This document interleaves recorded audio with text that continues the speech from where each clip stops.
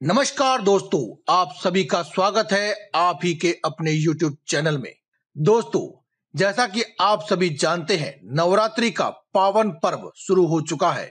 इस पावन पर्व में हर कोई व्यक्ति चाहता है कि उसके घर में माता रानी का वास हो और माँ लक्ष्मी की असीम अनुकंपा से उसके घर में कभी भी सुख, ऐश्वर्य, धन धान्य की कभी भी कमी ना हो। लेकिन क्या आप जानते हैं कि कुछ छोटे मोटे उपाय करने मात्र से ही माता लक्ष्मी की ऐसी कृपा होती है कि आपको इस जन्म में तो छोड़िए, 7 जन्मों तक कभी भी धन की कमी नहीं होती है। आपकी 7 पीढ़ियां तक तर जाती है। इसीलिए दोस्तों, आज की इस वीडियो में हम आपको कुछ ऐसी बातों के बारे में बताएंगे जिन्हें आप अगर अपना लेते हैं तो आपके सभी दुख दरिद्रता का नाश होता है, साथ ही सुख ऐश्वर्य चरम सीमा पर प्राप्त होता है और साथ ही साथ आपके जीवन से सभी प्रकार के कष्टों का भी नाश होता है। जिस प्रकार से प्रतिदिन माता रानी की पूजा करना अनिवार्य है, उसी प्रकार से यदि माता रानी को कुछ उनके प्रिय व्यंजन भोग में चढ़ाए जाए तो माता रानी को बहुत ही जल्द प्रसन्न किया जा सकता है।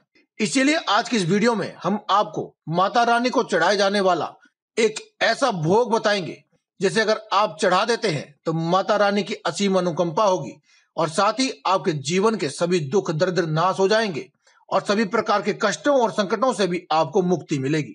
दोस्तों, नवरात्रि पर्व पर माता की आराधना के साथ ही व्रत और उपवास और पूजन का विशेष महत्व है।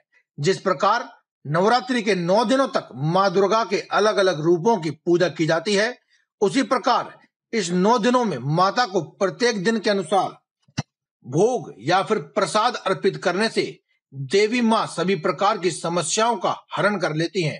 आज की इस वीडियो में हम आपको बता रहे हैं कि माता रानी को कौन से वो भोग हैं जो आपको यदि दिनों के अनुसार लगाते हैं तो भी आपको फायदा देंगे, और साथ ही आज की इस वीडियो में हम आपको वह भी बताएंगे कि एक ऐसा खास भोग जिसे अगर आप माता रानी को अर्पित कर देते हैं तो आपको विशेष लाभ प्राप्त होगा।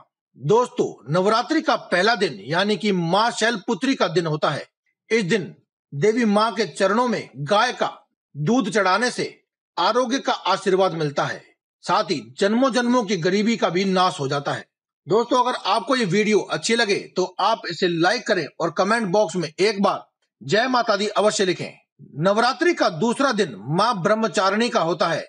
इस दिन देवी माँ को शक्कर का भोग लगाने से वे बहुत ही शीघ्र प्रसन्न हो जाती हैं। इस भोग को देवी के चरणों में अर्पित करके परिवार के सभी सदस्यों में बांटने से सभी की आयु में वृद्धि होती है, साथ ही धन आने के सभी मार्ग खुल जाते हैं।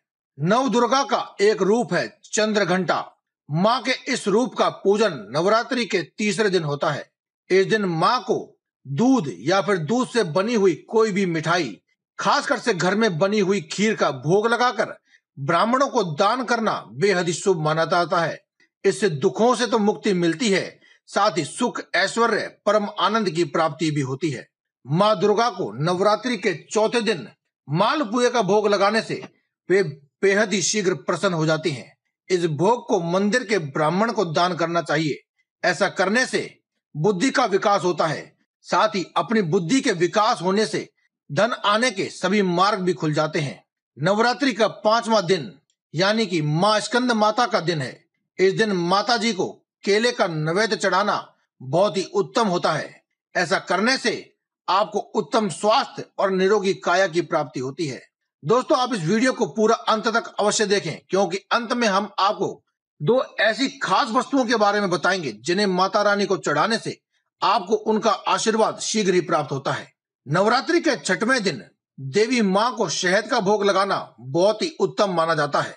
इस दिन शहद का भोग लगाने से मनुष्य की आकर्षण शक्ति में वृद्धि होती है, साथ ही वह अपने जीवन के सभी कार्यों को जो कि बनते बनते रुक जाते थे या काम में कोई रुकावट आ रही थी तो उन्हें भी पूरा कर लेता है। कमेंट बॉक्स में जय माता दी लिखना बिल्कुल भी न भूलें दोस्तों। इसी के साथ हम आपको बताते हैं नवरात्रि का 7वां दिन। नवरात्रि के 7वें दिन देवी माँ को गुड़ का भोग लगाएं। साथ में नवरात्रि पर माँ को गुड़ का नैवेद्य चढ़ाने से वह उसे ब्राह्मण को, पंडितों को या फिर किसी भी मंदिर में दान करने से आपके जीवन से शोक की मुक्ति हो जाती है और आकस्मिक धन आने की संभावनाएं बढ़ जाती हैं। नवरात्रि के 8वें दिन माता रानी को नारियल का भोग लगाएं और नारियल का दान भी करें। इससे संतान संबंधी सभी परेशानियों से छुटकारा मिलता है और देवी माँ की असीम अनुकंपा और उनके कृपा और आशीर्वाद के चलते धन की कोई कमी नहीं रहती है।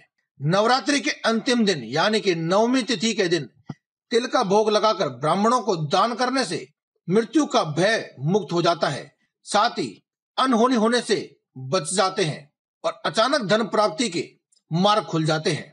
इसके अलावा दोस्तों, जैसा कि हमने आपको बताया था कि वीडियो के अंत में हम आपको 2 ऐसी चीजों के बारे में बताएंगे जिन्हें यदि आप माता रानी के 9 दिन भोग लगाते हैं, साथ ही उनसे प्रार्थना करते हैं, तो आपके जीवन में सभी मनोकामनाओं की पूर्ति होती है, साथ ही सुख ऐश्वर्य चरम सीमा पर आपको प्राप्त होता है।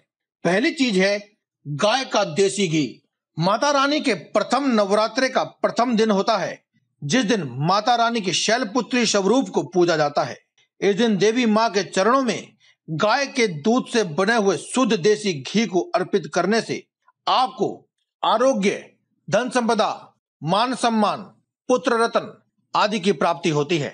आपको गाय के देसी घी को प्रतिदिन एक कटोरी में माता के मंदिर में रख करके हर रोज 1 चम्मच आपको इसमें अर्पित करना है, वह भोग लगाना है। इस प्रकार से 9 दिन इसका भोग लगाने के बाद नवमी तिथि के दिन उस भोग से यानी कि उस देसी घी से आपको कुछ पकवान बना लेने हैं और इन पकवान का दान आपको मंदिरों में गरीब व्यक्तियों में प्रसाद के रूप में वितरण करके दान करना है।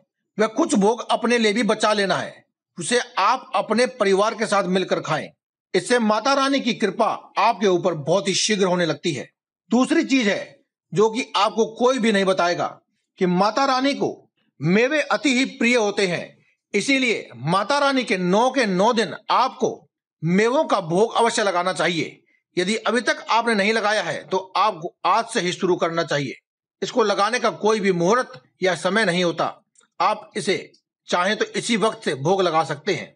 और अंतिम दिन जो आप खीर बनाएंगे यानी नवमी तिथि के दिन जो खीर बनाएंगे, उस खीर में इन मेवों को डाल करके प्रसाद के रूप में वितरण करें और अपने पूरे परिवार के साथ मिलकर खाएं। इस मेवे में माता रानी का आशीर्वाद होता है जो कि आपके पूरे परिवार पर उनकी कृपा बनकर बरसने लगता है। तो दोस्तों, आज की इस वीडियो में केवल इतना ही। कल फिर आपसे मुलाकात होगी एक और नई वीडियो के साथ। तब तक के लिए दें में इजाजत। धन्यवाद। कमेंट बॉक्स में लिखना ना भूलें। जय माता दी।